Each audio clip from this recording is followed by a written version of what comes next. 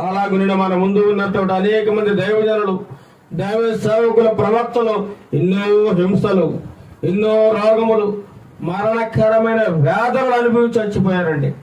మరి వారందరూ పాపం చేశారంటారా? పాపం చేశారని చెప్పండి. ఒక దైవ సేవకుడు పక్షవాతంతో మంచాన పడిపోయి ఉన్నాడు అనుకోండి, మనం ఏమనాలి? మరి అతను ఏదో పెద్ద పాపం చేశాడు, అందుచేతనే పక్షవాతం వచ్చి మంచాన పడిపోయాడంటే ఏమైనా బాగుంటుందో చూడండి. ఏం బాగోదు. అలా అనడం చాలా తప్పు.